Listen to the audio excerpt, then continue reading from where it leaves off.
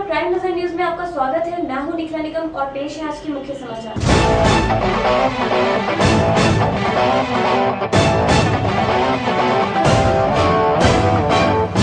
भारतीय जीवन बीमा संस्थान मुंबई की 106वीं मिड टर्म काउंसिल मीटिंग आज। भीषण महंगाई के विरोध में 27 अप्रैल 2010 को देशव्यापी हड़ताल। समाजवादी पार्टी कार्यालय में महंगाई को लेकर एक प्रेस वार्ता। सूरज की गर्मी एवं चिलचिलाती धूप ने किया लोगों को परेशान। लखनऊ में लेखराज के पास भीषण आग। ममता बनर्जी का रिश्तेदार बताकर किया लाखों की ठगी।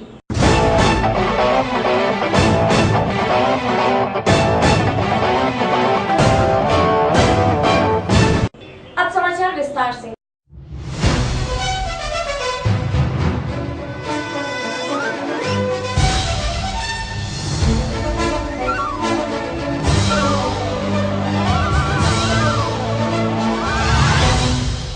भारतीय बीमा संस्थान मुंबई की 106वीं मिड टर्म काउंसिल मीटिंग 24 अप्रैल 2010 को होटल क्लार्कसवर्थ में आयोजित की गई। बैठक में संस्थान के अध्यक्ष श्री एम रामदास, महासचिव श्री शरद श्रीवास्तव तथा श्री आर के डेका, उप महाप्रबंधक न्यू इंडिया एश्योरेंस कंपनी एवं साधारण बीमा निगम के शीर्ष अधिकारियों ने भाग लिया। इसका संचालन एवं आयोजन लखनऊ बीमा संस्थान द्वारा श्री यूपी सिंह सचिव के नेतृत्व में हुआ। भारतीय बीमा संस्थान मुंबई की 106वीं mid term council meeting hotel Clark Awadh में संपन्न हुई। भारतीय बीमा संस्थान देश में बीमा क्षेत्र हेतु विभिन्न प्रकार की शिक्षण गतिविधियां आयोजित करना है और बीमा क्षेत्र संबंधित लाइसेंस, पूर्व परीक्षा, उत्पाद एवं एसोसिएट व फेलो जैसी परीक्षाएं आयोजित करता है। बैठक में संस्थान के अध्यक्ष श्री एम रामदास, महासचिव श्री शरद श्रीवास्तव तथा श्री आर के डेका, उप महाप्रबंधक न्यू इंडिया इंश्योरेंस कंपनी एवं भारतीय जीवन बीमा निगम, साधारण बीमा निगम के शीर्ष अधिकारियों ने अपने विचार व्यक्त किए तथा संपूर्ण भारतवर्ष के स्थानीय बीमा संस्थानों के काउंसिल सदस्यों ने अपनी सहभागिता की, जिसका आयोजन एवं संचालन लखनऊ बीमा संस्थान द्वारा श्री यूपी सिंह सचिव के नेतृत्व में किया गया।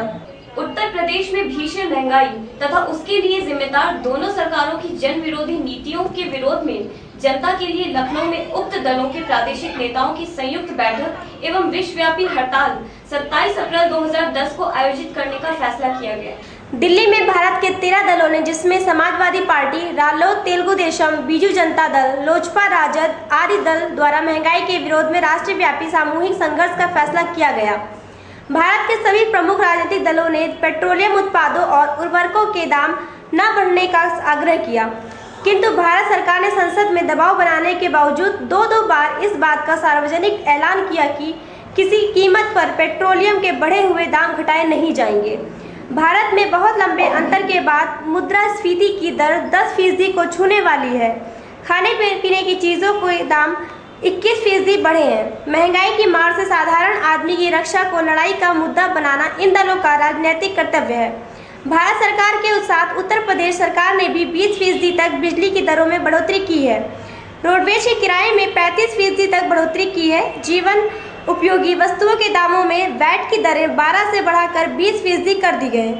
सामूहिक निर्णय के परिप्रेक्ष्य में उत्तर प्रदेश में भीषण महंगाई तथा उसके लिए जिम्मेदार दोनों सरकारों की जन विरोधी नीतियों के विरोध में जनता को सजग और सावधान करने के लिए लखनऊ में उक्त दलों के प्रादेशिक नेताओं की संयुक्त बैठक में 27 अप्रैल 2010 को व्यापक हड़ताल का फैसला लिया गया। एक तरफ इस भयानक महंगाई ने आम जनता के जीवन को बेहद कठिन बना दिया है, तो दूसरी ओर राज्य सरकार द्वारा उपजाऊ जमीनों के अधिग्रहण को तबाह कर दिया।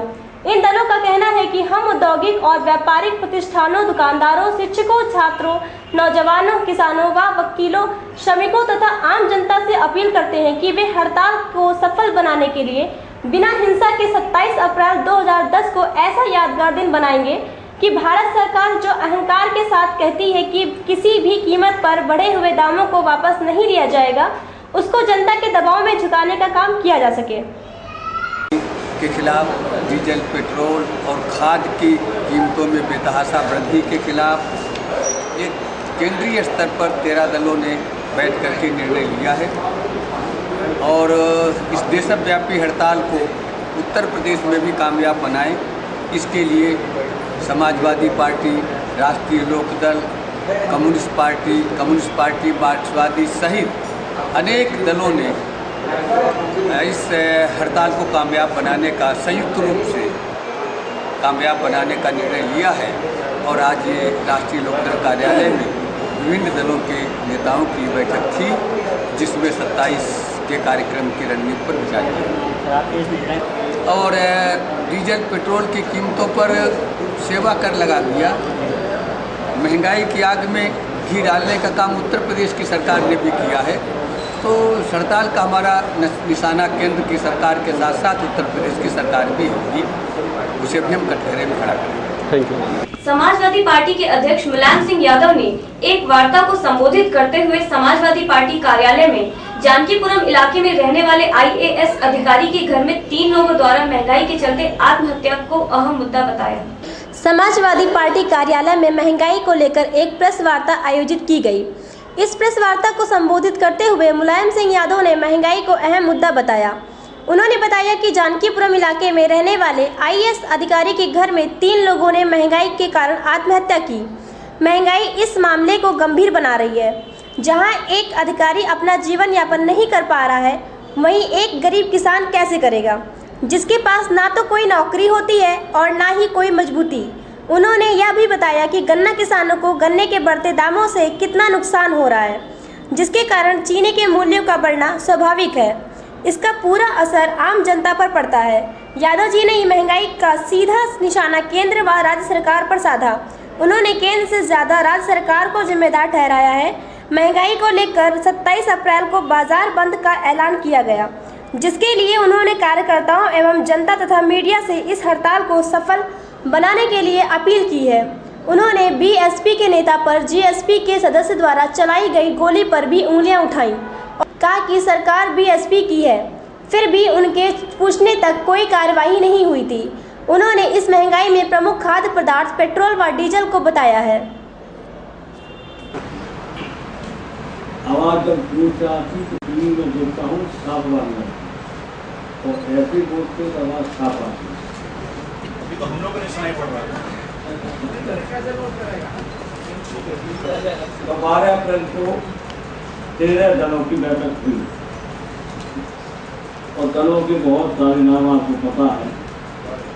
समाजवादी पार्टी और कम्युनिस्ट की छोड़न, तेलुगु देशम, ADMK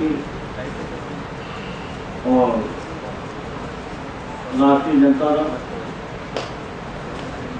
और लालू प्रसाद वाली पार्टी, रामविलास वाली पार्टी, ये सब मिलकर की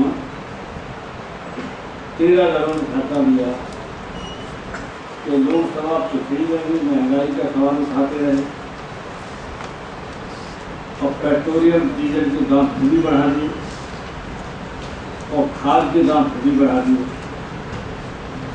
अब खाद और डीजल के दाम बढ़ने के बाद तो आप समझिए किसान की कमर टूटी।